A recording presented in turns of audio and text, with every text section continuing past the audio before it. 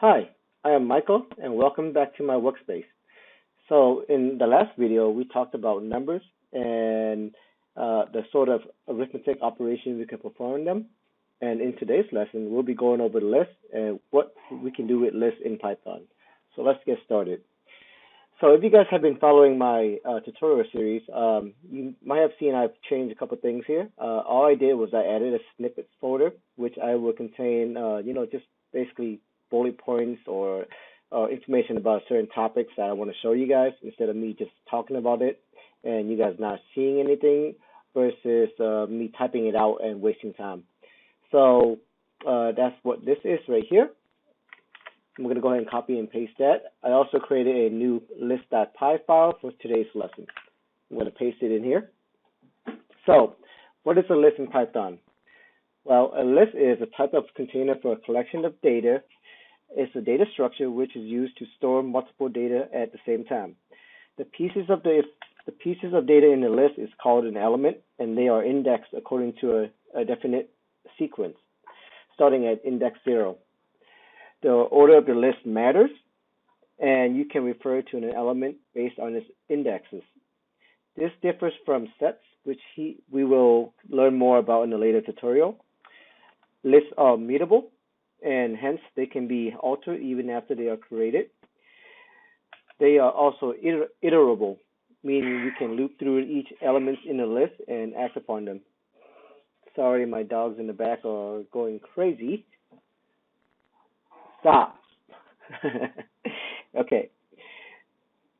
All right, so enough about talking about what lists are. Let me just show you a couple of examples here.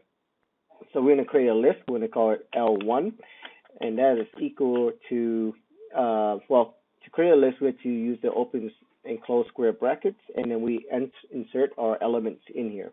Now, we can use numbers, and we'll separate each element by commas. We can use numbers, we can use text, so I would just say my name right here. And then we could also even include another list or another object. So I'm just going to create a new list object and call it and put some more pieces of information in there. So I'll just say this is another list. All right, so in this list, L1 list object, we have 4 different elements here. We have 2 integers, 1 string, and another list. And then let's go ahead and print out this list real quick. So print L1, save it, run it, and again, the output is this list and all the elements within that list. And then we can also find out, in fact, that it is a list by typing in the print followed by a type function and passing in the L1 list object or list variable. And then, as you can see, this is a list. All right, so let's see what else we can do with lists here. We talked about referring to an index or referring to an element with its index. So let me show you what I mean here. The index started 0 for a list, so 1 would be 0, 10 would be index 1, Michael would be index 2, and then this other list would be index 3. 0, 1, 2, 3. So let's say we want to print out the element at position 1. So we do print L1, and then we'll just use the square brackets here again to pass in an index and with the index of 1. And I'm going to go ahead and comment out these other lines here so we just get what we want to see. And as you can see, we got an element of 10, which is in position index 1. We can also just go ahead and pass in 2 here to get Michael. I'll save that to get Michael, and then quickly just 3 here to get this other element, which is another list. All right. We can also, let me go ahead and delete some of these other elements in here that is not of the same data type as the integer, because I want to show you what we can do, what other operation that we can do with this list. So I'm going to say 9, 5, and then just one more number 2. All right, so what we can do with this list, because we talked about a list is an order, the order of the list matters. which means that we can actually use some sort of ordering function on this list. And one comes to mind is to sort it.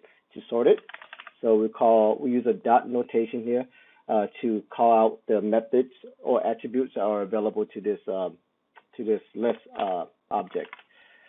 And so we run the sort function on the L1 list, and then we'll print out the list now. We should get an ordered list that is from least to greatest integers. And then we can also run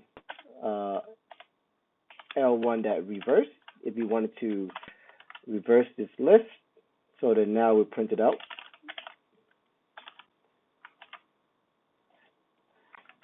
We'll get the inverse of the original list. Okay.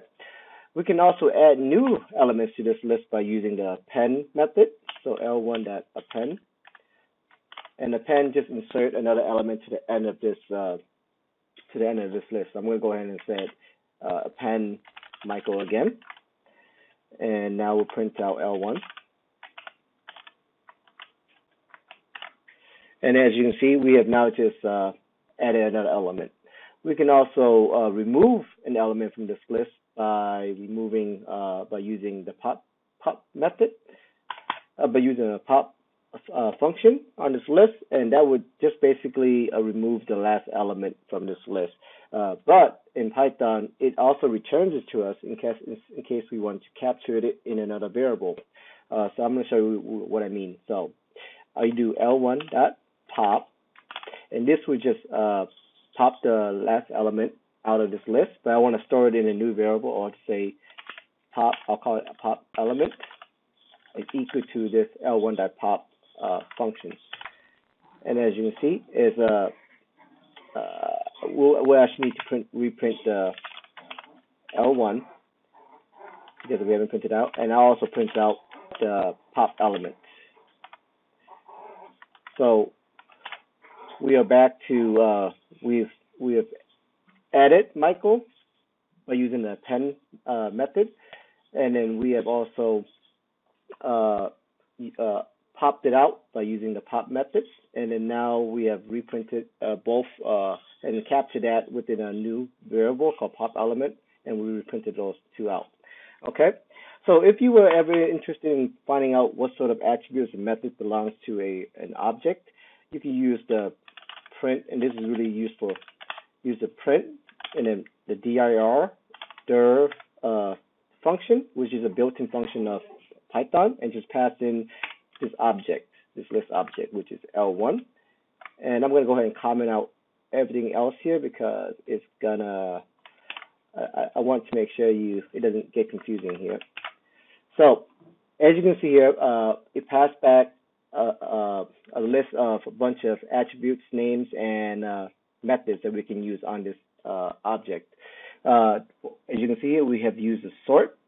We have also used the popped method, and then the append method should be somewhere in here as well. Right here, the append. These other ones you see that has a double underscore, they are magic methods or special methods or dunder methods, and we'll talk more about them in the future. But for now, that's how you can get a listing of everything that you can do within this for this list object. If you were ever interested in finding out how to use these methods that is associated to this object, you can do the print and then use the help and then help function and then pass in that object, the L1. And then if you scroll down here, it'll give you, we'll see if I can increase this so you can see better. You get a list of all those attributes and methods that is part of this L1 list object, and then it also shows you what parameters it takes in and what it does. So, for example, we'll scroll all the way down to that sort method. Ignore these parameters for now, but as you can see, it's sort. It's a stable sort, and it's sorted in place, these elements in place of the list. Okay, so that's it for today's lesson. I'll see you in the next one. Thanks.